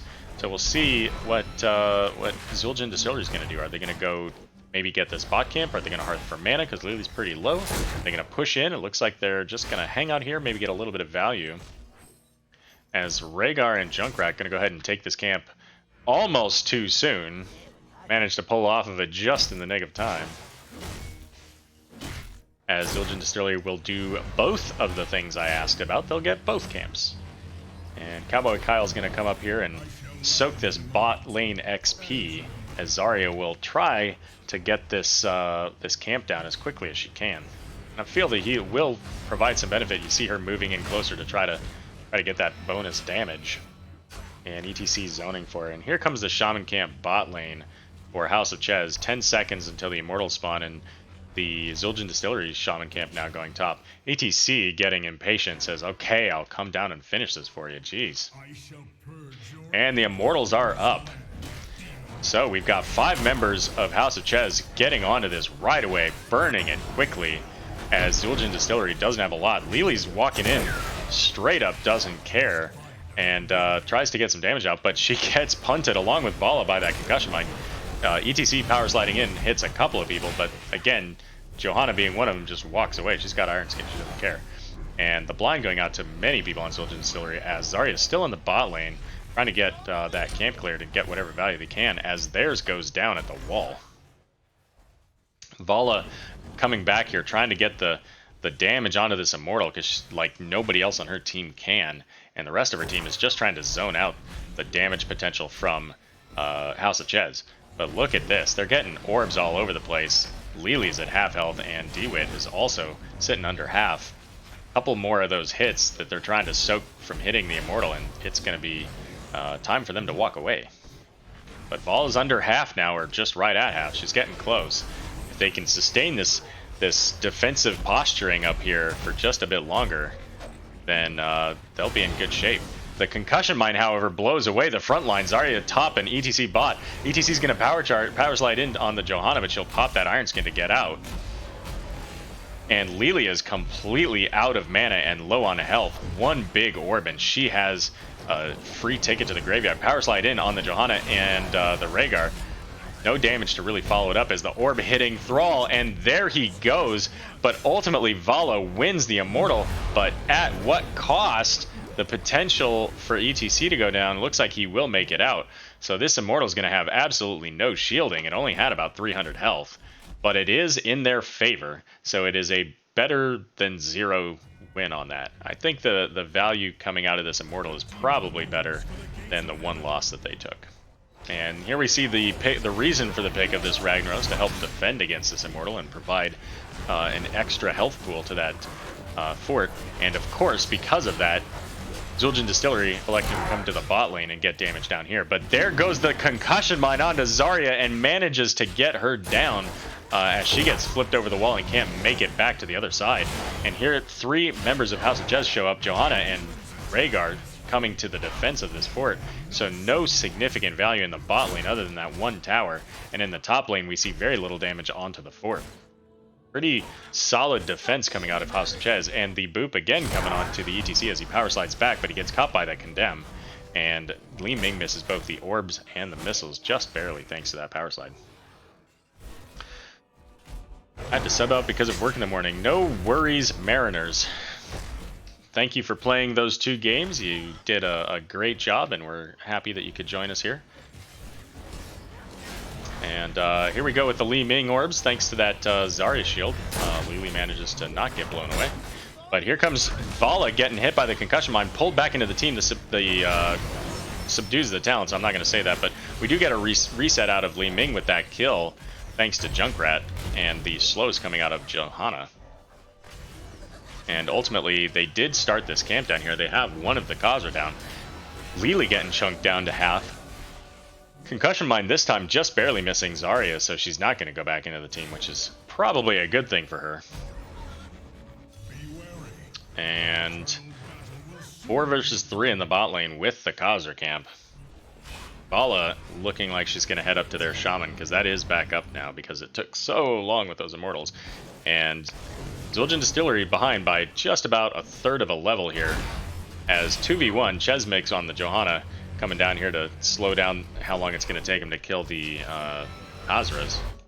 But they did get their Shaman camp, and they are ready to go. They're ready to get onto this Immortal, and it's close for them, so they can burn this, get as much damage out of this as they possibly can quickly. Shaman camp picked up for Zul'jin Distillery. They are also going to just burn as much as they can here. And that race, look at that race. Even though House of Chez started a couple seconds earlier, Zul'jin Distillery almost caught up with them. A little bit of poke damage coming out. B-Fresh going right into the base of Johanna as 4 of them will push in to try to defend this top Immortal. They're going to try to go with that strategy that worked for them in the last round. ETC power slides in. 10 is not far away, so they've got to get a kill here, and they do. They get the Junkrat kill. Now the Rhaegar is right in the middle of this team. If they can get any CC on him, he could be in serious trouble. And now the Vala, if you pay attention, you might even be able to finish that, but she's got a big Immortal she's working on and got to dodge those big stun zones, which she managed to not do that time. And it looks like the second Immortal of the game is also going to go over to Zul'jin Distillery, thanks to that race and that solid defense in the top. Alright, Heroics coming online. So we do see that Riptire again, so hopefully Flash learned from the first game and is going to position and or blow up that tire a little bit more effectively. We see the Blessed Shield coming out for Johanna, the Ancestral for Rhaegar, Lava Wave coming out for the Ragnaros, and the Disintegrate for Li Ming. And here comes that lava wave, as mentioned. Gonna try to get, it won't get a ton of damage on that Immortal because it just doesn't do that much to a single target, but it will get some value. The Molten Core will also help with the Q stuns, the Meteor, and the, whatever the other thing, I don't know what they're called when he's in there. Water Dragon goes out, hits Johanna, and she says, that's fine, I have Unstoppable, remember? And this first fort will go down. The Immortal, about half health still, so they're going to get some solid push out of this. They'll still be able to maybe even get this wall. The ETC power sliding in, but it's only Johanna. Everybody else is behind the wall, and this is where you have to be careful, because they have a Junkrat, and last time you found out how much value that Junkrat mine can have. Thrall and Ragnaros in the top lane right now. Both of them are pretty healthy, so we're not going to pay attention to them too much right now. The Concussion mine does go out, but it manages to flip Vala a little bit farther away. And let's take a look at these talents, these heroics for Zul'jin Distillery. So we do see the Mosh Pit along with the Graviton Surge, rather, the Earthquake, the Water Dragon, and Strafe coming out for the Vala. So a whole bunch of slows to set up that potential Mosh play. And what interrupts do they have? Well, they've got the Junkrat.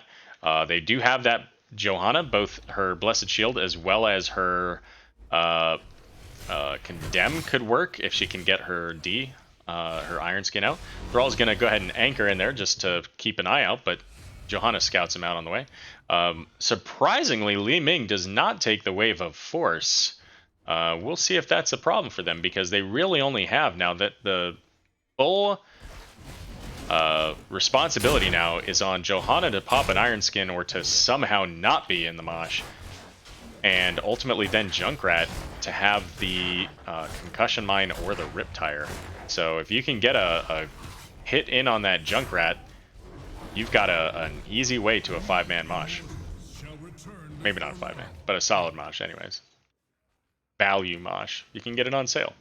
And Johanna walking right into the team, but once again, she will walk out as well. I believe that she walked in, opened the door, and noped her way back to her safe zone. In the top lane, the Khazar camp is going to go ahead and take some damage. It's not enough to kill it, though, and it looks like we've got a camp invade coming out of the Zul'jin Distillery. They pop the Graviton, but misses everybody, as Johanna's going to get a big 5-man condemn. The Junkrat Riptire managed to hit 3 or 4 members, as they will finish off the Shaman camp. Thank you very much, they say, as the Riptire finished that for them. And now they can go back and start working on this Immortal. And remember, they have the race. They've got the big push here, so that was a 100% win for them. Level 13's coming online for Zul'jin Distillery, as now the ETC power slide in onto the Johanna, knocks her back, tries to get her into those stuns, but the Concussion Mine onto the ETC. Now he is free to get that Mosh Pit if he can find a good one, at least for a few more seconds. They do get the halftime in their favor, and no damage yet on the Immortal or House of Chez. Cowboy Kyle still looking for that good mosh, but he's got to watch for the Junkrat, as he does get the power slide in on Johanna and manages to take her out.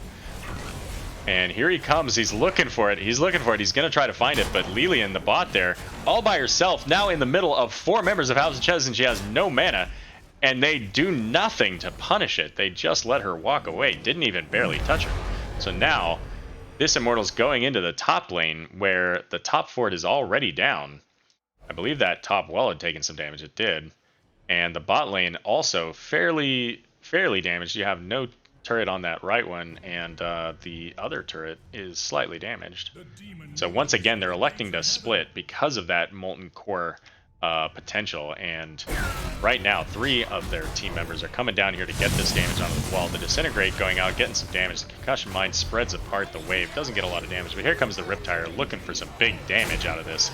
The miss on the Vala Q, and oh my goodness, there goes the Lili as she gets caught by the tower. But Li Ming trying to follow up on that kill gets obliterated by the team, and Cowboy Kyle doesn't care. He says, you know what, it's warm in here. Thanks for that lava wave. But Junkrat is trying to finish the job. He's so close. He did boop him over the wall. And so some of that core or keep damage, managing to keep Cowboy Kyle slowed and get some more damage. This Immortal now still about 60% health is chunking down this keep. It's not going to be able to take it, but it'll set him up for that next Immortal really well, especially since they are still down here getting damage in on this bottom keep, trying to get the well. They're not going to be able to get it, and they're going to have to back out because DeWitt on the Zarya very low. And we'll see level 16 talents coming up here just soon. Droopy in the chat saying, why no wave of force? I don't know. I had questions about that as well. Maybe it was a misclick. We'll call it a misclick. Alright, 5v4. Thrall's up in the top lane looking to keep that pressure up in that top lane. He does have this camp already. One of them down, the other two coming up. And the Shaman camp coming up will combo nicely with that top lane, getting the pressure, keeping the pressure to try to push down that top keep. And I expect fully that once they get this Shaman camp, they're all going to come in this bot lane maybe. Whether or not they get the camp on the way, I don't know. They may just elect to go straight for the keep while they're dealing with that double camp wave.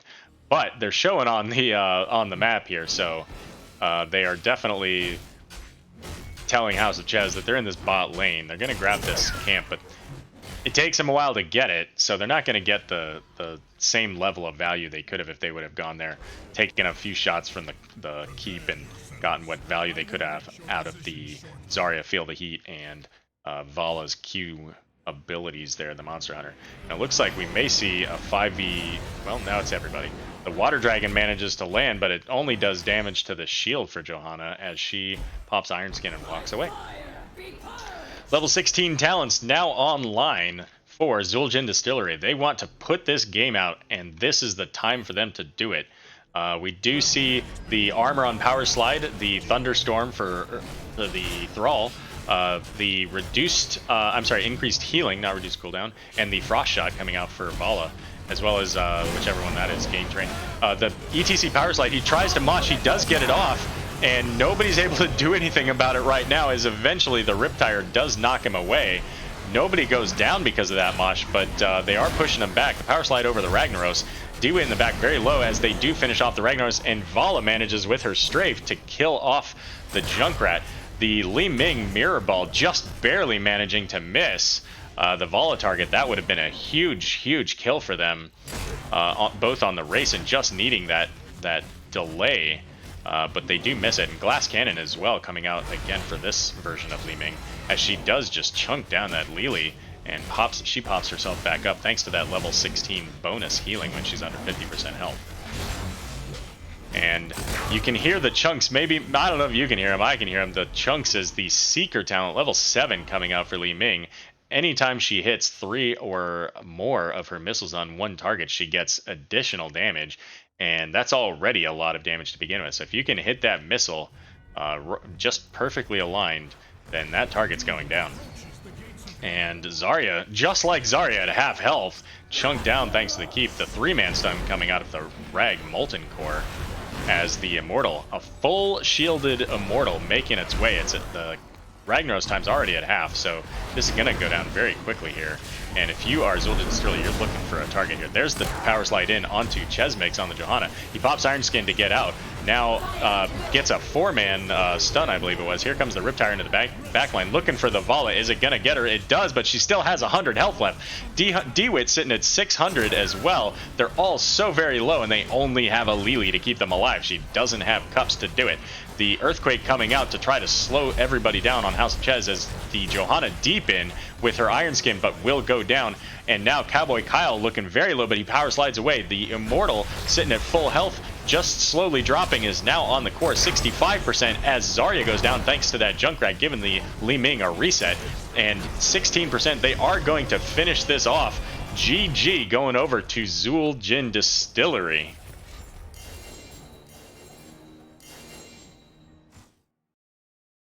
Well done. That was quite the statement.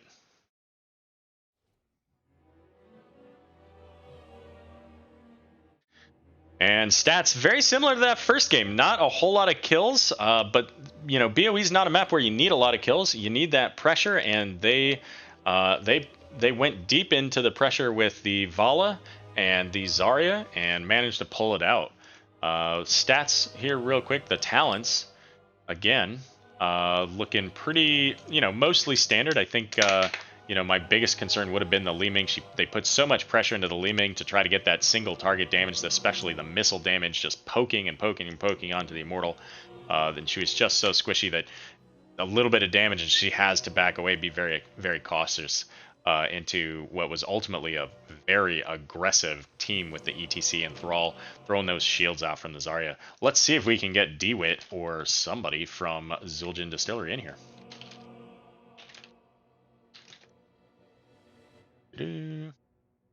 Let's hop into the Discord. Or Discord. There we go.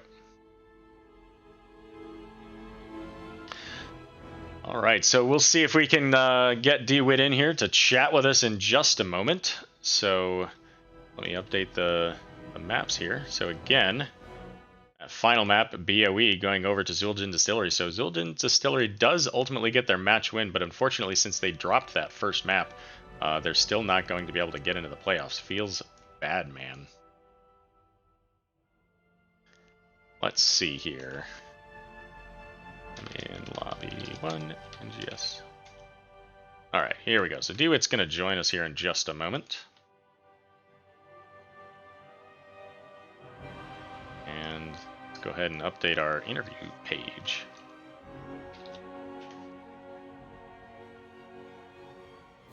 That. Go over to here. Let's see, they were the red team.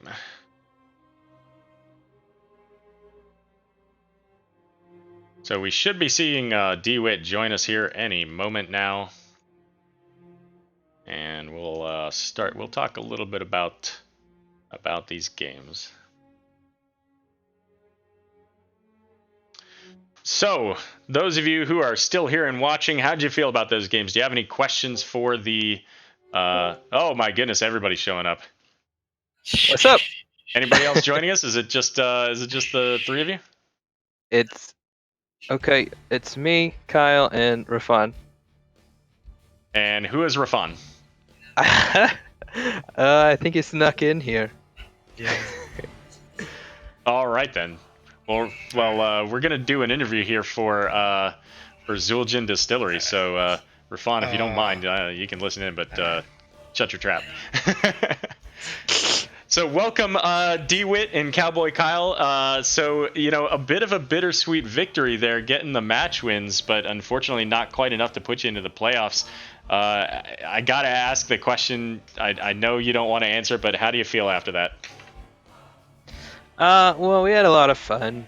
It was one of the more fun games I think we had this season. Just because I think we may be putting too much pressure on winning. And we just wanted to have some fun tonight, especially after we, like, even before game one, but after we lost game one, we just wanted to play some heroes we like and have some fun. And so we feel pretty good. I mean, we're not in the playoffs, but, you know, good game still. That's right. And you know what? You can blame that on us, too, because, you know, we should have 2-0'd Wood League so that you guys had a better chance to come in. So you can, you know what? When you go out boozing it up tomorrow, you can blame it on Regen, okay? Okay, we will. Sounds good. Fair enough. Assuming you guys are old enough to booze it up, I should probably clarify that. I don't want to contribute to underage drinking.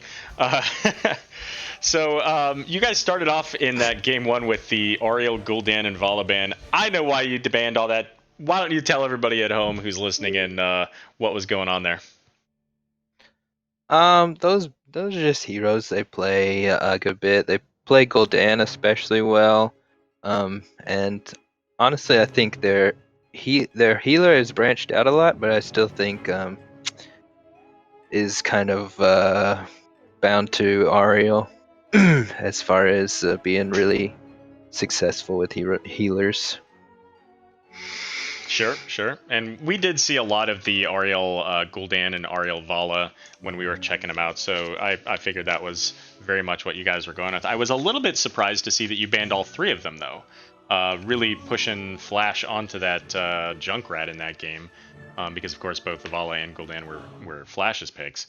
Were you concerned about other heroes that Flash plays, or were you just trying to focus on those two because of potential win rates or something? Not really, just getting rid of those. Third ban, we didn't really. I just knew that was something they played, and we didn't really have a better idea to ban, so we didn't want it. Right. Fair enough. Fair enough. Yeah. Now that game one, was nearly 30 minutes. It was 29 minutes and 56 seconds. And, once again, I'm going to ask you the tough question. How many times in that game did you feel like you should have gone and just won the game? It's always weird when you're playing against Ragnaros. We felt it the game 3 as well. It's just, I don't know how much to change the game plan or to change the strategy, because it's pretty powerful, the molten core and the lava wave for macro stuff. I don't know how much defense it really provides and how much is just mental. Sure. Well, a couple of weeks ago, we did see that replay in the Nexus Edge with the big monster molten core lava wave combo that just obliterated that whole team. I don't remember which match that was, but there can certainly be a huge amount of value out of that combination. And from what I saw, you guys played a lot of that match right. You had the pressure through the whole thing, and you did bait out the molten core early on with the protector, and then move on, right? Which is what you want to do. You got to get him to commit to this lane so you can walk and get the damage in the other lane. And most of that fight was really in not just the fight, but the map was really in your favor. So that core call, they get the protector, or they're about to get the protector, and the whole game they've really been on the back foot trying to open up lanes where you're not, right? That's that second protector and the top lane they push down bot, and the third protector they push down top while you guys got the third one. And then so they finally get that ultimately fifth protector in their favor. You're down one player. What do you think your chances are at that point when you make that call? Are you confident in your chances? Do you think it's a maybe? What's going on? I just think a protector at that stage, you're not gonna lose. I mean, you're not gonna you're definitely going to kill the core on an open lane, and that's pretty much the only deciding factor in that. So the call was basically, we know we can't win since they have the protector. The only way we can win is get to that core. Yep. And almost worked out. 4%. You almost 4%. Had it. Yep. They almost lost it because of those catapults early on that they got a little bit of core damage. So you were very close to that. Yeah, it's without Ragnaros, I think we would have won with just the lane pressure. We wanted to play it slow, but it's so hard with Lava Wave, just clearing out lanes, because they really weren't having to back as much as they should have because of that. Yeah, for sure. Pushing out those lanes, and Ragnaros had 340k siege damage that game.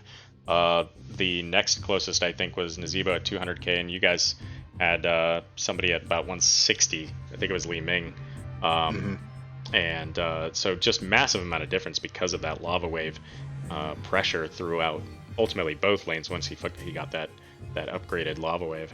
And when Li Ming got hit by those toads in the end, that ultimately was the beginning of that. That was so bizarre. I was watching her health. No, I didn't even see it happen, but I saw Li Ming beside me with a full green health bar, and I was like, oh shoot, heal that guy. And then he popped the heal, he popped the other heal, he popped every heal, and the bar was still green. And we were just like, what's happening? When you guys go back and watch that, you'll I had some awkward words at that moment for that encounter, but so it's a little bit funny. But yeah, I mean, the glass cannon pick ended up just bringing her life down to low enough that one shotgun from Nazeebo brings her down with the vile infection. But let's stop talking about stuff that was challenging and went wrong for you guys. That game 2 on Tomb of the Spider Queen was just a heyday for you. The Holy Cow, the Divine Mosh, whatever you want to call it, those were on point. Every chance you had that you could get them. I think there was one that they got a good stun out of, but there was one down around the bottom control point you guys got that you had 3 members in, and Tyrande just barely outside of it throws up the Lunar Flare, and out comes the Divine Shield, Lunar Flare doesn't catch it, and they just go south. How did that game feel for you guys? Really good. Yeah, super fun. It's always fun. Just I guess it seems rude to say, but it's always fun when it feels like they can't do anything to you. Like it's all just going right, and you're blowing through it. So the moshes were really fun. I was getting the divine shields right on time, most of the time, and then feast is always on point. But I think we may have even had more kills off the entombs with feast. Well, and I was going to Kyle go into here. that. Yeah, absolutely. I Kyle didn't want here to toot was your horn too much. destroying. Those entombs were absolutely perfect. There were some that were for zoning. That bot lane where you zoned off all of House of Chez to keep them from chasing down your team, and then of course you ultimately ended up going down because of that. But you got your team out safely. Some of those entombs with the Eternal Feast just on point. So absolutely well done. In your ETC play game in the next match, also very well done. Paying attention to the availability of concussion mine and the Johanna stuns and all that stuff to make sure that your moshes were on point. You did really well there, and I was surprised that the Li Ming didn't take Wave of Force, because that was probably their only way to deal with it. Were you surprised as well? Yeah, I was pretty surprised about that as well. I don't know. I don't know if I think I maybe got 1 or 2 moshes in, but we just had so much control in the front line that I didn't have to like try and go crazy and look for something. We were just being able to push them back, and waiting to ETC is like a patient game, because you got to make sure that, especially when you're playing against Johanna, so you're like, okay, they use this, okay, now I can do this. So, and there were a couple of times that I saw a concussion mine go off, and you're looking around, you're playing Jaws, trying to find that perfect angle to catch somebody just outside, and they did play a fair amount in that game, trying to avoid you. But that second game, you were all over it, DeWitt. You had those moshes like they were just set up plays between the entombs we were just talking about, the stuns and the roots coming out of Uther and Thrall, the slows out of Thrall. You guys really played that well, and that's a very similar comp to one that we've played a couple times, and it's intense. Once you get the timing, you get the knockbacks, you get the stuns with that entomb, and it can be a real bad day for them. I also think too that a lot of the heroes that we played in that game too, I want to say there are a lot of comfort picks. Like I know ETC is a comfort pick for DeWitt, Leo is for me. So like, as long as we can get all that stuff together, I think it works. Sure, good deal. And then that last match, of course, picking up the Lili and Zarya, not heroes you see a lot of in the NGS, at least that I've seen pretty much almost ever. I guess Lili does make some appearance more often there. So let's give some credit out there to Lili for being able to keep everybody alive in some of those big slows, huh? I don't know if you saw it, but Lili had top damage for our team. You know what? I'm going to go back to the stats page, and you are absolutely correct. 40,000 for Lili, 26 for Thrall was the next closest. Lili actually being the third damage member on the map there. Yeah, he was just like, I told him to pick whatever healer he wanted. He's like, I'm just going to go for it with Lili and try to kill them all. And there were a couple of times Lili had that Han Solo moment in the original Star Wars where he goes chasing down the hallway after the 1 or 2 stormtroopers and then realize, oh crap, there's an entire wave of stormtroopers, and Lili's right there going, I'm alone and there are 4 people on the enemy team right here, and then walks away with no mana, walks away, and the enemy team's like, nah, it's cool, you can go. I could not believe how brave Lili was that game. Well, I was watching too. I had a shield ready, which I told him. That's probably why I was real far up. I was like just in shield range. I was like, when you get done, just come back. Right, of course, yeah, we got you. Don't worry about it. Well, good on you guys. Those are some really fun games to watch. The kill counts were, overall pretty low. The first game it was very close. I think it was like 9-6. The last game 5-6, and of course the second game you guys blew it out 20-7. So really good job reading the map, and of course Vala I got to call out that, of course, Vala, had the fun time in the game just sitting on the Immortal for 2/3 of it. But that defense that you guys played, especially on that first Immortal, was just perfect. Eating the Li Ming orbs left and right as Vala goes AFK and plays AI in the other lane. Yeah, he was like, I'm out of mana. I'm gonna go tab. I'm like, no, just right click. Just right click, man. Well, good But deal. yeah, I feel like I managed to eat a bunch of orbs just in time. You guys ate a lot of orbs. I got the shields out right on time, I thought. Absolutely. I get Well, to play Zarya too much, so.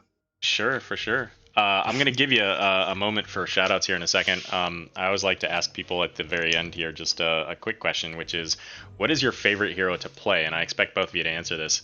Not necessarily the one that you are the best at, but the one that you enjoy playing the most. I'm gonna let Kyle go first because I have to look through this hero pool. I have some favorites. Don't get me wrong, but I love playing Leoric. Um, I just feel so impactful when I play the guy, and I like before I joined this team, Zul'jin, I used to play support all the time, and I came to these guys and like, oh, we want you to play off laner, so I'm like, oh, great, get to play Leo all the time. So yeah, no, I just really love playing Leo. Good deal. DeWitt, what do you think? I'm looking around. If you let's say you sign on. It's first thing in the morning. You're getting ready for the day. You're just gonna go do a warm up in a QM, and you just want to have a good time. Who's that hero? I'm just gonna throw several out here, just because I can't pick. I don't think. All right. Zarya is like the ultimate, like kind of like screw you hero. I feel like, so I love that. Blocking everything, and then I love ETC. It's kind of, I guess, boring. And I'll say Leoric as well, because I love to get in tombs. Sure. I used to, when we started, I was the offlaner before I was making all the shot calls, so. Right on. Before we had Kyle. I'd also really like playing Rexar. Rexar's my go-to. I always try to say, can I play Rexar, guys? Can I play Rexar?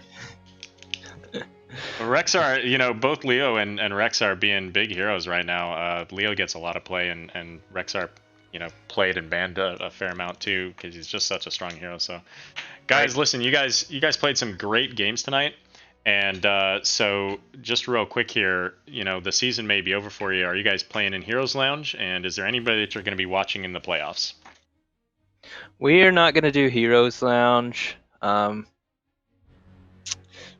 I don't want to discourage anyone, but we got a lot of negative feedback from people who did last season. So, fair enough. And during at the same time, we were doing like an invitational tournament that lasted the whole off season pretty much. So, we might do another season of that, just to stay in shape, I guess you'd say, or I don't know, just have fun really. That's what we're here for. Good deal. And anybody you guys are going to be watching here in the playoffs here, whether in Div C or any of the other divs that you have friends in or what have you? I'm going to be watching all of our division. It's going to be pretty fun. I really think upsets are incoming. I don't know who it'll be. I'm rooting for Wood League. They have the spot we wanted, but they're real good guys, so yeah. I'm not really disappointed in having them in it. So I'm going to be watching them, hoping they get a upset here on our other friends, the Found Vikings. Good deal. Kyle, anything for you? No, it's about the same. I think you said everything I needed to. So fair enough. And I will let you know that Corix is in chat, has been watching your guys' match tonight, obviously diligently, to keep track of what's going on to make sure whether or not they were going to the playoffs. So I'm sure that they'll be happy to hear that shout out from you guys. And with that, the floor is your guys'. Go to town. Talk to anybody you want to talk to here. I'm going to shout out Nutcracker, our sub. I didn't get to play quite as much this season as before, but he always comes in and does a really good job, even though we put him on weird heroes a lot of the time. But Nutcracker, and then Ripper, who is actually now our second sub, but he's also coached us for like 3 seasons. Just always having awesome conversations about heroes with him. So those are going to be my 2 shoutouts. You got anything, Kyle? No, I don't have any shout outs. Just shout out NGS and everybody up top, keeping this and putting this together every season and keeping us going and looking forward to next season. Good deal, gentlemen. Well, thank you very much for joining me tonight and providing some solid entertainment for everybody in chat. It did look like we had quite a few people coming in from Div C checking out what was going on. And so it was an absolute pleasure casting you tonight, and good luck in your off season if you do that tournament. Otherwise, maybe we'll see you next season in NGS here, huh? Yeah, or maybe some scrims or something. Yeah, absolutely. Keep an eye out for that LF scrim. I would love to get some practice in with you guys. By the way, thanks for casting us. Absolutely, Yeah. my pleasure. Really appreciate it. Good deal. Well, have a great Easter evening for you guys and your team. And again, we'll see you again soon. All right, thanks. Awesome, thank you. And that is going to wrap us up for the evening, everybody. And thanks for joining us here in this Div C East final game of the regular season between Zul'jin Distillery and House of Chez. Ultimately, the final score being 2-1 in favor of Zul'jin Distillery, but not quite enough to get them into that 8th seed for the playoffs. My name is Arrow. Thank you for joining us, and we'll see you in the playoffs coming up soon. Check out your brackets. Make sure to check on the schedule, as those will be coming out here tonight as we see the final games between Div C and Div D East and Div D West. So those brackets should be coming out very soon for your teams. Good luck in the playoffs, everybody, and we'll see you in the finals.